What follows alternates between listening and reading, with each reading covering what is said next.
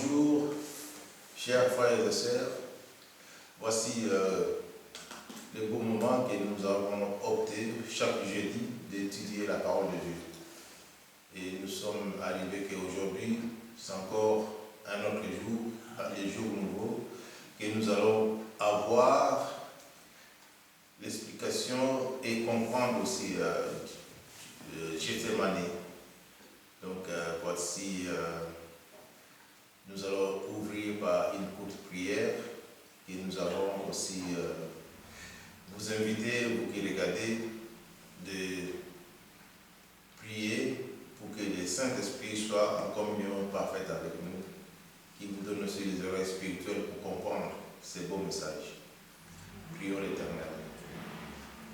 Nous te bénissons, nous te sanctifions, Père très Saint. Merci, Père très Saint, parce que c'est toi, Père très Saint, qui nous a encore choisis, qui nous a élus, Père très Saint. C'est tout, Père très Saint, notre seul souci, à nous que, Père, décortiquer les Écritures et de faire comprendre au peuple de Dieu ce qui est ta volonté. C'est pour cela, Éternel Dieu, nous remettons ces beaux moments entre les mains de Dieu. Inspire-nous, Père très Saint. Aussi, à ceux qui nous écoutent, Père très Saint, donne aussi à nous, Père Saint, donne aussi toutes les oreilles spirituelles, Père Saint, et la sagesse et l'intelligence pour comprendre ta parole. Nous voulons, Père Saint, enseigner ta parole sans hésiter, comprendre les Écritures, Père Saint, pour ne pas encore hésiter pour prêcher, Père Saint, ta parole. C'est pour cela, Éternel Dieu, bénis tout et chacun, et bénis aussi chaque famille représentée, et bénis vous qui vont regarder cette vidéo. Nous voulons, Père Saint, te remettre ces beaux moments dans le nom précieux de notre Seigneur Jésus-Christ, notre Sauveur. Amen. Amen. Oui, Seigneur, nous te louons, nous te rendons grâce. Béni sois-tu et gloire à toi. Louange te soit rendue. Parce que ce soir encore, Seigneur, nous te remercions, Seigneur, de nous permettre d'avoir l'honneur de parler en ton nom. Béni sois-tu et gloire à toi, toi qui es le même hier, aujourd'hui, éternellement. Que ton esprit règne en maître, que ta parole se fasse entendre, qu'elle ne retourne pas à toi sans avoir fait ta volonté, que toute la gloire t'en revienne. Gloire au Père, gloire au Fils et gloire au Saint-Esprit. Amen. Amen. Merci Seigneur de nous réunir ce soir chez Béniel pour cette étude biblique. Je te remets Seigneur cette réunion au trône de ta grâce. Dirige-la Seigneur sous ton saint regard, chasse tout esprit rebelle et contraire, afin que tu puisses régner en maître souverain. Bénis chacun de nous qui sont présents. Interviens aussi, Seigneur, pour tous ceux qui nous regardent et qui écoutent. Et aussi ceux qui sont en communion avec nous dans la prière. Travaille leur cœur aussi, Seigneur, afin qu'ils puissent comprendre l'enseignement qui sera donné. Et donne-leur, Seigneur, l'intelligence et la sagesse, afin, Seigneur, de mieux comprendre, Seigneur, ces Écritures, Seigneur, ta parole qui est vraie. Merci, Seigneur, pour tout ce que tu feras. Visite aussi les absents, Seigneur, et garde-les dans ta main puissante. Et merci, Seigneur, pour ce que tu feras, Seigneur, dans le beau nom de Jésus. Amen. Amen. Voici, nous allons introduire comme sujet d'aujourd'hui, nous allons parler de Gethsémani. C'est pour cela que nous allons laisser inviter notre pasteur Christian Delso de nous parler de Gethsémani. Voici. Amen. Amen. Alors, pour parler de Gethsémani, j'aimerais prendre l'évangile de Matthieu, chapitre 26, à partir du verset 30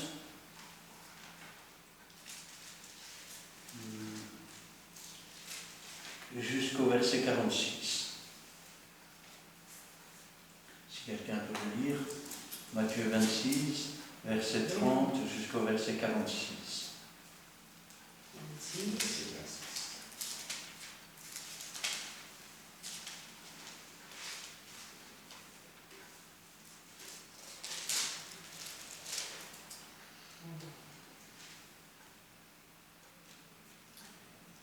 Après avoir chanté les cantiques, ils se rendirent à la montagne des Oliviers. Alors Jésus leur dit, « Je serai pour vous tous cette nuit une occasion de chute, car il est écrit, « Je frapperai le berger et les brebis du troupeau seront dispersées. Mais après que je serai ressuscité, je vous précéderai en Galilée. » Pierre, prenant la parole, lui dit, « Quand tu serais pour tous une occasion de chute, tu ne le seras jamais pour moi. » Jésus lui dit, « Je te le dis en vérité, cette nuit même, avant que le coq chante, tu me renieras 3 fois. » Pierre lui répondit, « Quand il me faudrait mourir avec toi, je ne te renierai pas. » Et tous les disciples dirent la même chose. Là-dessus, Jésus alla avec eux dans un lieu appelé Gethsémane, et il dit aux disciples, « Asseyez-vous ici, pendant que je m'éloignerai pour prier. » Il prit avec lui Pierre et les 2 fils de Zébédée, et il commença à éprouver de la tristesse et des angoisses. Il leur dit alors, « Mon âme est triste jusqu'à la mort. Restez ici et veillez avec moi. » Puis ayant fait quelques pas en avant, il se jeta sur sa face et pria ainsi, « Mon Père, s'il est possible que cette coupe s'éloigne de moi, toutefois non pas ce que je veux, mais ce que tu veux. » Et il vint vers les disciples, qu'il trouva endormis, et il dit à Pierre, « Vous n'avez donc pas pu veiller 1 heure avec moi? Veillez et priez, afin que vous ne tombiez pas dans la tentation. L'esprit est bien disposé, mais la chair est faible. » Il s'éloigna une 2e fois et pria ainsi, « Mon Père, s'il n'est pas possible que cette coupe s'éloigne, sans que je la boive, que ta volonté soit faite. » Il revint et les trouva encore endormis, car leurs yeux étaient appesantis. Il les quitta et s'éloigna, et pria pour la 3e fois, répétant les mêmes paroles. Puis il alla vers ses disciples et leur dit, « Vous dormez maintenant, et vous vous reposez. Voici l'heure est proche, et le Fils de l'homme est livré aux mains des pécheurs. Levez-vous, allons, voici celui qui me livre s'approche. » Amen. Amen. Amen. Alors, on ne peut pas parler, et je vais dire de Gethsémane, sans parler de la montagne des Oliviers. Pourquoi? Eh bien parce que la montagne des Oliviers, c'était une montagne où il y avait, comme son nom l'indique, des oliviers. En 1948, les franciscains ont muré une partie de 46 mètres sur 43, dans laquelle il y a 8 oliviers, mais qui ne sont pas d'origine, qui datent du 7e siècle. Il y en a d'autres à l'extérieur. Ça veut dire que le jardin des Oliviers, c'était un grand jardin. Et il est donc allé avec ses disciples à la montagne des Oliviers, où il avait d'ailleurs l'habitude d'aller régulièrement. Et puis, en cours de route, il y a cette discussion. Eh oui, parce que souvent, quand on parle, je vais dire, des disciples qui sont à table avec lui, eh bien, on prête ses discours pendant qu'ils sont à table. Alors qu'après avoir chanté des cantiques, ils se rendent à la montagne des Oliviers. Et c'est pendant qu'ils marchent que Jésus fait ses remarques. Alors, là-dessus, Jésus alla avec eux, on est au verset 36, dans un lieu appelé Gethsémane. Pourquoi on ne peut pas séparer les deux? Parce que vous aviez la montagne des Oliviers, et Gethsémane, cela veut dire le pressoir. Ça veut dire que c'est là qu'on mettait les olives et qu'on pressait les olives pour en obtenir de l'huile. Je sais qu'aujourd'hui, on fabrique on cueille des fruits ici, on en fait des compotes à 100 km, mais à l'époque, il fallait avoir les pressoirs sur place. de façon à ce que la récolte se fasse et que l'huile se fasse aussi vite. Alors, dans ce jardin de Gethsémane, on peut dire d'abord qu'il s'est passé des choses. Mais avant, il faut comprendre aussi autre chose. La montagne des Oliviers. Alors, j'ai pris 3 passages ici. Quand je disais que les franciscains ont muré une partie, il faut comprendre que chez les catholiques, c'est devenu, je vais dire, une espèce de jeu. Dès qu'il y a un site qui est revendiqué comme étant chrétien, eh bien, il faut qu'ils installent des choses dessus. Même si l'endroit, finalement, n'est pas exactement le bon endroit.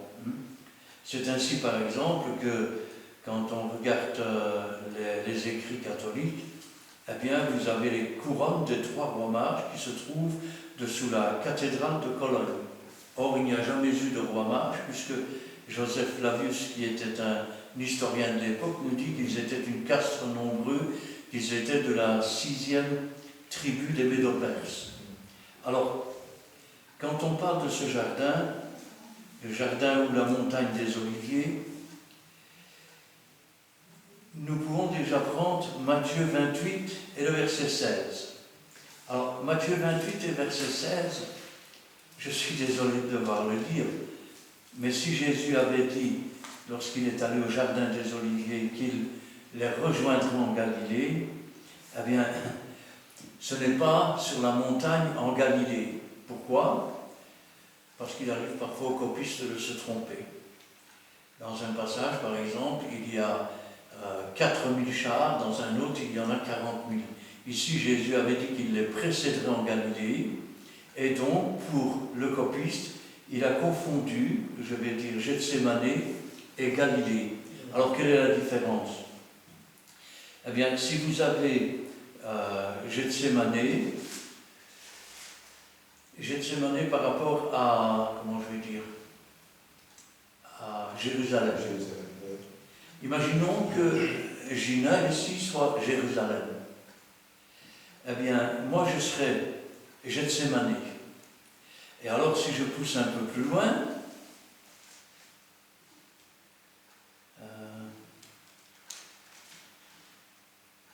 voilà, si je pousse un peu plus loin, on va voir aussi qu'on nous parle de Béthanie.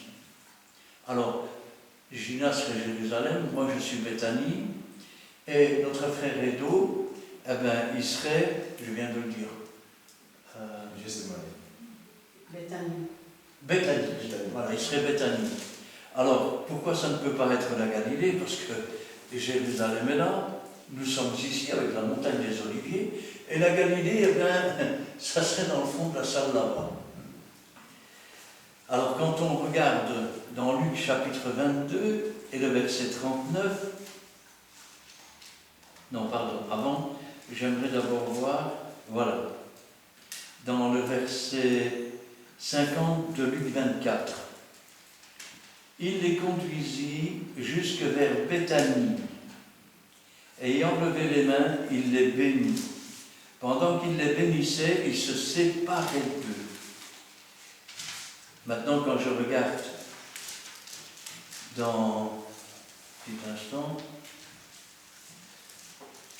dans le chapitre, voilà, dans le chapitre maintenant qu'on venait de prendre, après être sorti, il alla, selon sa coutume, à la montagne des Oliviers. Ses disciples le suivirent, et lorsqu'il fut arrivé dans ce lieu, il leur dit: priez afin que vous ne tombiez pas en tentation. Puis il s'éloigna d'eux à la distance d'un jet de pierre. Ce qui veut dire que quand ils étaient dans le jardin, eh bien, vous preniez une pierre, vous la lanciez, et là vous aviez le pressoir, c'est-à-dire Gethsémane. Tu as lu dans quel chapitre? Ah, bon, d'abord j'ai lu dans Matthieu 28 pour la Galilée. Oui. Je vais donner le verset 16. Oui. Ensuite, Luc 24. j'ai lu dans Luc 24, verset 50 pour Béthanie, donc comme j'ai expliqué. Ensuite, Petit instant. Voilà. Quand on nous parle du retour de Jésus, Jésus était allé sur la montagne des Oliviers, et puis les anges sont apparus. Verset 11 de Acte 1. Hommes Galiléens, pourquoi vous arrêtez-vous à regarder au ciel? Ce Jésus qui a été enlevé au ciel du milieu de vous reviendra de la même manière que vous l'avez vu allant au ciel. Et enfin, nous avons Luc 22 et le verset 39, où il nous dit que Jésus les avait laissés dans le jardin, dans la montagne des Oliviers, et qu'il est allé à Gethsémane, c'est-à-dire au pressoir. À environ, on va dire, 5, 6 ou 10 mètres, ça dépend si on lance fort la pierre ou pas. Hein. Maintenant, on peut parler un peu des événements. Jésus sait que son ministère arrive sur la fin. Et quand son ministère arrive sur la fin, il est triste jusqu'à la mort. Il sait qu'il va mourir sur cette croix. C'est d'ailleurs marqué dans le psaume 22. Ils ont percé mes mains, ils ont percé mes pieds, ils tirent mes vêtements au sort, ils se partagent mes vêtements, ils les tirent au sort, ils tirent au sort ma tunique. Alors, quand Jésus arrive dans ce jardin, il va prendre avec lui Jacques, Jean et Pierre. Et il va leur demander de rester là et de prier avec lui. Jésus va s'en aller. On voit que suivant les deux évangiles, je pense que j'ai dû noter quelque part, un petit instant, dans Luc, on va voir qu'il prie à genoux. Dans cet évangile, on voit qu'il se met face contre terre pour prier. En fait, 3 fois il va prier. Et sa prière, elle est un petit peu spéciale. Parce que d'abord, s'il est possible, éloigne de moi cette coupe. Il parle de la coupe de la souffrance. Et puis il dit, non pas toutefois ce que je veux, mais ce que toi tu veux. Or, il n'était pas possible qu'il ne boive pas la coupe. Parce qu'il fallait que quelqu'un paye pour nos péchés. On nous dit que quand il s'est mis à prier la 3e fois, sa sueur s'est changée en grumeaux de sang. C'est ce que disent les prophètes lorsqu'ils disent « il a été emporté par l'angoisse ». Ça veut dire quoi? Essayez d'imaginer une petite seconde. Vous êtes au bord d'un trottoir, vous marchez, et puis un petit enfant traverse la rue. Vous n'êtes pas préparé à cela, mais il vient un camion. Alors vous traversez la rue, vous poussez l'enfant, et vos jambes passent sous le camion. Vous souffrez, on vous coupe les jambes, vous avez des mois de rééducation, quand vous sortez, vous êtes dans une chaise roulante, vous avez des années de souffrance, puis aussi ce qu'on appelle les douleurs fantômes, et tout ce qu'on peut imaginer avec. Vous l'avez fait, je vais dire, par réflexe. Mais maintenant, essayez d'imaginer Jésus dans ce jardin. C'est vous qui êtes au bord du trottoir. Vous voyez l'enfant traverser alors qu'il n'a pas encore traversé. Vous vous voyez traverser, repousser l'enfant, vous sentez la douleur du camion qui passe sur vos jambes, vous attendez couché sur le chemin avec le sang qui gicle, vos jambes écrasées, et vous hurlez de douleur, et pourtant rien encore n'est arrivé. On vous emmène dans une ambulance, on vous coupe les jambes, on vous... Quelque part, si vous aviez vu tout cela avant, enduré toute cette souffrance avant, vous êtes toujours sur le même trottoir. L'enfant traverse, le camion arrive. Je pense que vous restez sur le trottoir ou vous partez en courant et en pleurant. Jésus, c'est ce qu'il a vécu. Il était là dans l'effroi. Il pouvait voir et ressentir toute la douleur qui l'attendait, toute la souffrance qui l'attendait. Et cela nous montre encore un exemple.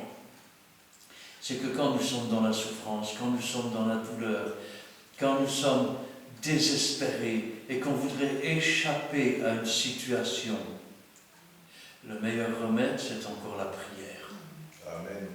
Parce que c'est la prière qui donne le courage. C'est la prière qui donne la communication avec le Seigneur, qui donne la confiance en Dieu. Souvent dans les situations difficiles, nous qui ne sommes que des petits chrétiens, eh bien, on ouvre un livre de souvenirs. C'est important. Tu te souviens quand ça s'est passé, comment le Seigneur nous a tirés d'affaire?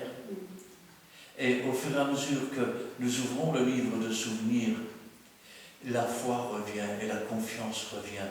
Amen. Quand je pense à ce jardin d'Éden, à ce jardin, même pas un jardin, dans la montagne des Oliviers, quelle belle image. C'est là que Jésus aimait aller. Et rappelez-vous que les deux témoins de l'Apocalypse, ce sont les deux chandeliers. Les chandeliers, ce sont deux églises. Mais c'est aussi les deux oliviers. Quelle est la preuve que la vie est revenue sur la terre? Quand Noé était dans son arche, la colombe lui a apporté un brin d'olivier. Quand Jésus était dans l'eau, la colombe est descendue sur lui.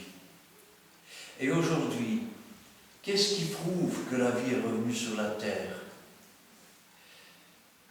C'est le Saint-Esprit qui habite au milieu de son Église et qui agit. Quand je pense à ça, je dis quand même, ce jardin cette montagne d'oliviers, c'est un peu comme si le Seigneur disait: ce que j'aime, c'est me trouver avec ceux qui font partie de l'olivier. Rappelez-vous que nous étions tous des oliviers sauvages et que Dieu s'est tourné vers nous et qu'il nous a hantés à l'olivier franc. Que tout sarment qui porte du fruit, Dieu les monte pour qu'il en porte encore plus. Amen. Mais que tout sarment qui ne porte pas de fruit, Dieu le retranche et le coupe. Ainsi, quand Jésus était dans cette montagne, il n'avait pas demandé grand-chose. Voulez-vous prier avec moi? Combien de fois le Seigneur aurait pu nous dire, lorsque nous sommes en train de nous en faire pour une chose et pour l'autre, ou tout simplement parce que nos yeux sont assoupis, parce que nous nous laissons endormir, parce que les ténèbres environnent. Et là, c'est comme si Jésus pouvait nous dire: tu ne peux donc pas veiller une heure avec moi? Réveille-toi. Réveille-toi, toi qui dors. Amen. Et la lumière poindra sur toi. Quand je pense à ce jardin de Gethsémane, à cet endroit de pressoir, c'est là aussi que les olives, que les fruits sont éprouvés, qui sont écrasés, qui sont broyés, afin que coule l'huile. Et Jésus-Christ était broyé par la souffrance spirituelle, intellectuelle, sachant exactement ce qui l'attendait. Et il savait qu'il devait être broyé de cette façon, sans quoi il n'y aurait pas de pardon. Et s'il n'y a pas de pardon, il n'y a pas de résurrection non plus. Et s'il n'y a pas de résurrection, il n'y a pas l'onction du Saint-Esprit, il n'y a pas le baptême du Saint-Esprit, il n'y a pas l'huile. Nous aussi, nous devons nous mettre comme dans un pressoir. Dieu veut nous éprouver, afin que, sondant nos cœurs et nos reins, nous puissions prouver à Dieu, non pas, je vais dire, par des paroles parce que les paroles s'envolent. Montre-moi la foi sans les œuvres, je te montrerai la foi par les œuvres. Par les œuvres que Dieu a préparées d'avance, afin que, ainsi, soumis, je vais dire, à la parole de Dieu, nous ne soyons pas écrasés. Amen. Parce que la pierre que le monde rejette encore aujourd'hui, c'est la principale de l'angle. Et celui sur qui elle tombe, il est brisé. Dieu nous prend comme des vases vides. Il nous brise de façon à ce que nos cœurs soient humiliés devant lui, de façon à ce que nous demandions pardon au Seigneur d'avoir vécu comme s'il n'existait pas. Et afin qu'avec cette argile que nous sommes, il reconstruise un vase d'honneur à la gloire de Dieu le Père. Quand je pense à ce jardin, quand je pense à ce pressoir, et je pense aussi à Jésus qui était là, à toute cette souffrance. Rendez-vous compte, ses disciples étaient là, et au lieu de prier, ils dormaient. Ils étaient loin de se douter de ce qui allait arriver. Ah, Jésus avait averti. Aujourd'hui même, ils allaient tous m'abandonner. Il le savait, c'est marqué dans l'Ancien Testament. Frappe le berger, le troupeau se disperse. Et puis Pierre dira, quand tous t'abandonneraient, moi jamais je t'abandonnerai. Et Jésus lui dira, avant que le coq ne chante, tu m'auras renié 3 fois. Et tout ce que le Seigneur a dit est arrivé. Et toutes les souffrances qu'il a pu voir et qu'il a pu ressentir. Vous savez, c'est quelque chose d'étonnant. Je vais vous raconter une histoire, elle est vraie. Elle m'est arrivée un jour. Et j'étais en voiture et je m'en allais voir un frère dans un room. Et je ne le savais pas, mais certains pasteurs corrompus avaient monté un plan contre moi pour essayer de me faire passer pour un voleur. Et je vais vous dire, pendant que j'allais à cet endroit, et j'étais un peu comme Jésus. C'est comme si le Seigneur me faisait ressentir toute la peine, toute la tristesse, à un point tel que j'étais accompagné d'un ancien et je lui dis, je ne sais pas ce qui se passe, mais j'éprouve une tristesse incroyable. Wow. Et puis quand on est arrivé et que cette chose s'est déroulée, que ce montage de plan et ce foutage de gens a été, je vais dire, élaboré, eh bien je peux vous dire que j'avais déjà reçu toute la peine que cela aurait pu me faire et que cela ne m'a fait aucune peine. C'est pour ça qu'on peut comprendre aussi pourquoi, quand Jésus est arrivé sur cette croix, malgré qu'il était cloué, malgré les souffrances, malgré les douleurs, il a pu regarder et dire, Père, pardonne-leur, ils ne savent pas ce qu'ils font. S'il n'y avait pas eu Gethsémane, s'il n'y avait pas eu ces instants de souffrance et de communion avec Dieu, où le Saint-Esprit le préparait, eh bien je peux vous dire une chose, et je ne sais pas s'il aurait eu le courage d'aller jusqu'au bout.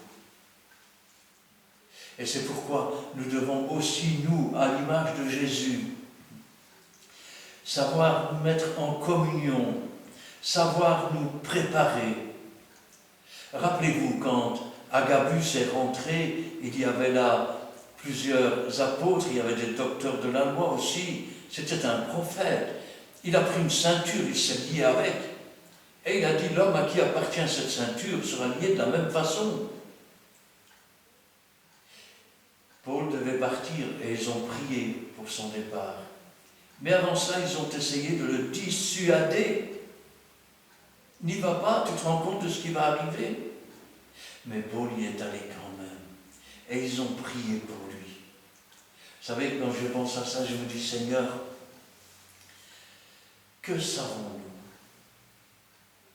Et je ne connais que l'instant présent. Je ne sais pas ce qui peut se passer dans une seconde. je sais ce qui s'est passé hier. Et la vie, elle est comme un livre. Soit je peux rester sur les pages d'hier et je ne vais vivre qu'avec le passé. Tu te souviens dans le temps comme le Seigneur agissait? Soit je peux essayer d'ouvrir les pages du futur. Il n'y a qu'une chose, c'est que je ne peux pas écrire le futur, je ne peux écrire que le présent. Et donc, ce n'est que du rêve. C'est pourquoi avant de dire « demain je ferai ceci ou demain je ferai là », n'oublie jamais d'ajouter « Dieu voulant ». Et comme tu ne sais pas ce qu'un jour peut engendrer, ne dors pas. Ne reste pas sans lire ta Bible. Ne reste pas sans chercher la face du Seigneur. Amen. Parce que si le Saint-Esprit a quelque chose et quelque souffrance à te révéler, ou même si le Saint-Esprit peut te faire ressentir des douleurs et des souffrances avant que la chose n'arrive, alors tu seras victorieux. Amen. Mais si tu n'as pas prié, si tu n'es pas resté comme le Seigneur avant la souffrance, avant la douleur, avant l'épreuve, alors tu seras perdant. Tu seras perdant. Rappelle-toi toujours que le monde n'aime que ce qu'il aime. Et il l'a prouvé. Le monde n'aime que lui. Il n'aime pas Dieu. Il n'a jamais aimé Dieu. Il ne veut pas de Dieu. Quand Dieu le Fils est venu, ils l'ont crucifié. Quand les premiers chrétiens sont venus sur la terre, ne t'es-tu jamais demandé comment les chrétiens entraient dans l'arène en chantant? Comment les lions les mangeaient? Et quand on les retrouvait, quand on retrouvait quelqu'un avec un visage, il avait le sourire. Mais c'est parce que ces gens avaient fait comme Jésus, à l'exemple de Jésus dans le jardin de Gethsémani. Ils savaient qu'ils allaient souffrir, ils savaient quelle serait leur fin. Et ils ont prié. Rappelez-vous les paroles du Seigneur, vous n'avez pas encore lutté jusqu'au sang.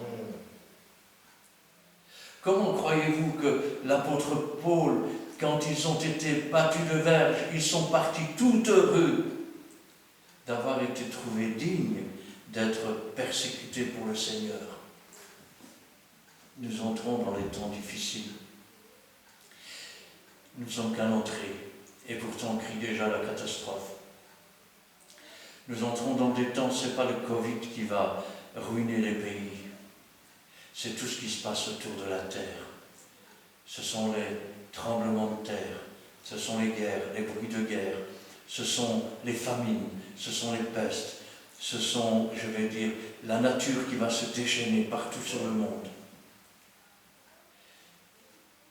Rappelez-vous toujours qu'avant ces choses, il faut être préparé.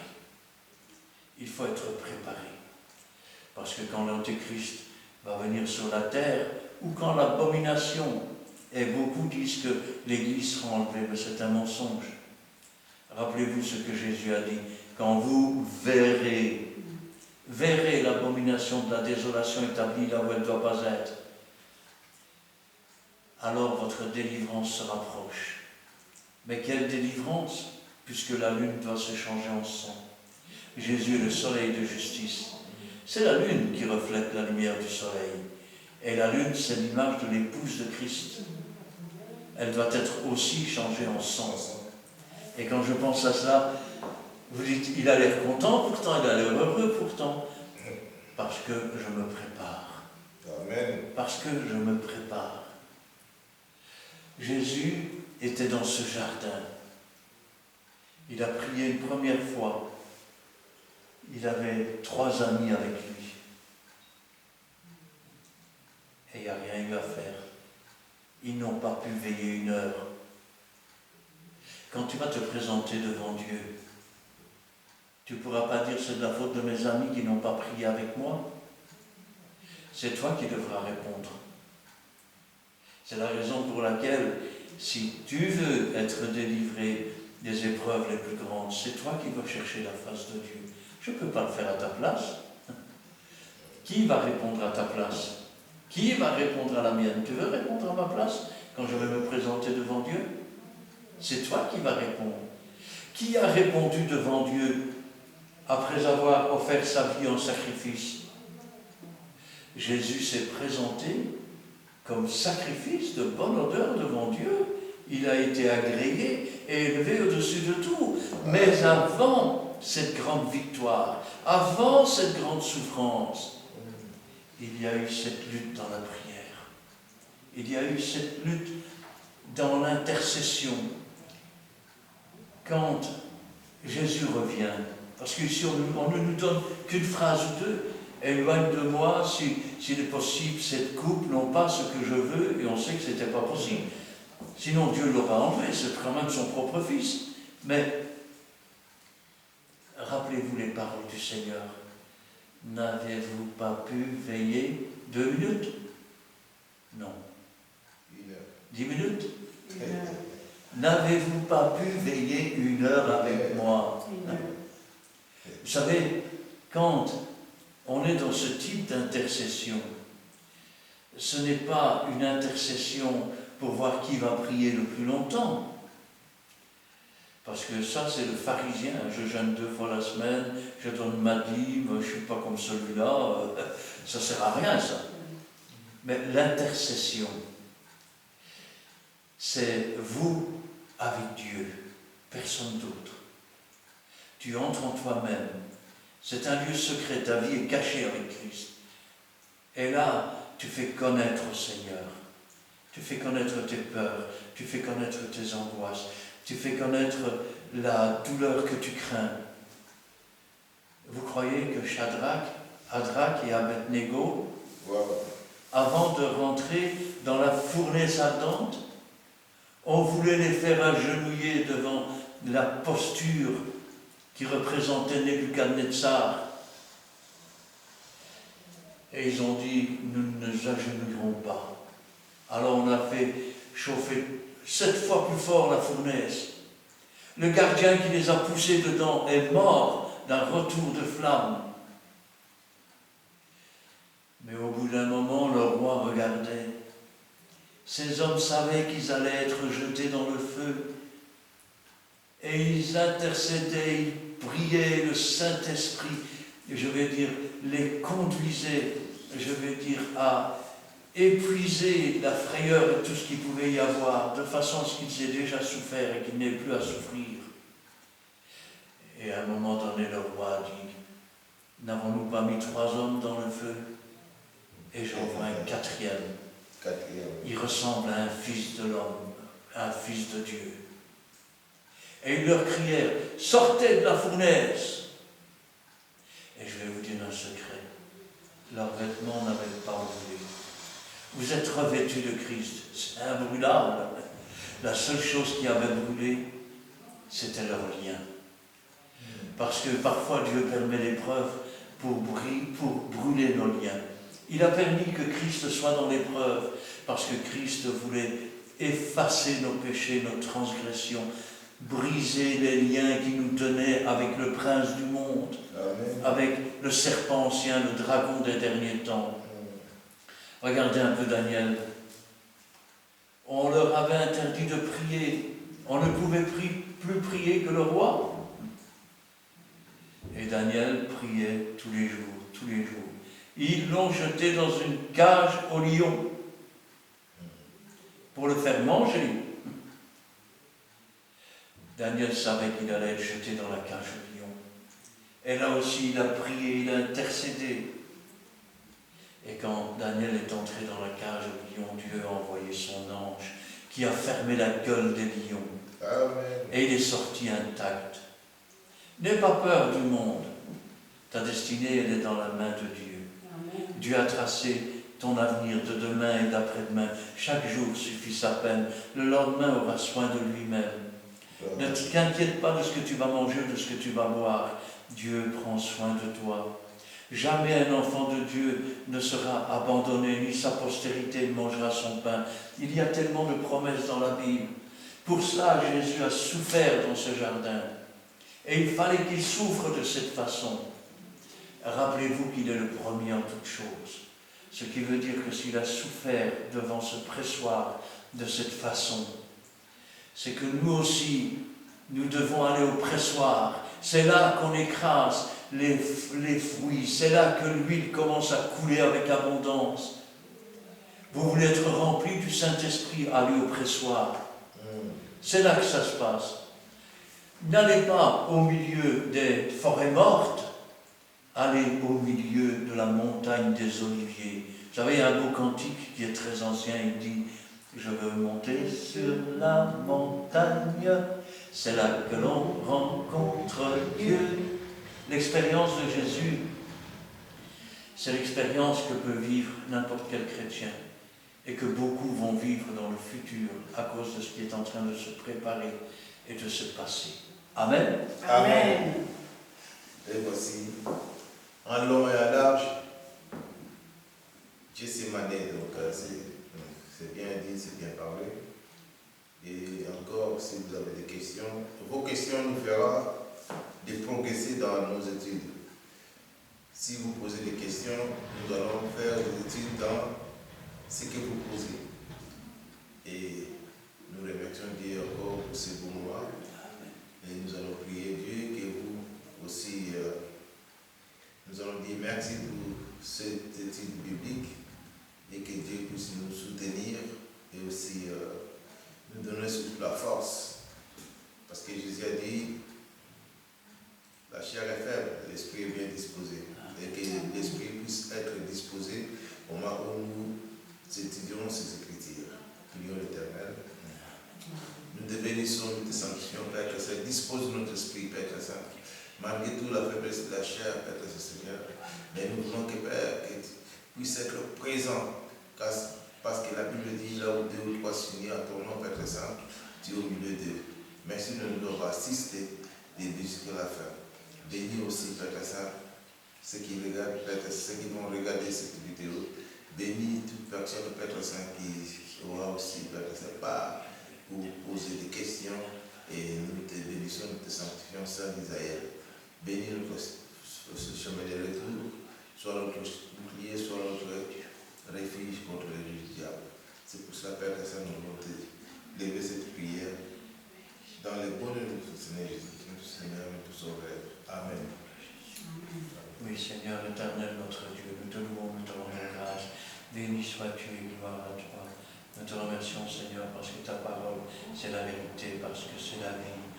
Ta parole est comme une lampe à nos pieds, une lumière sur notre sentier.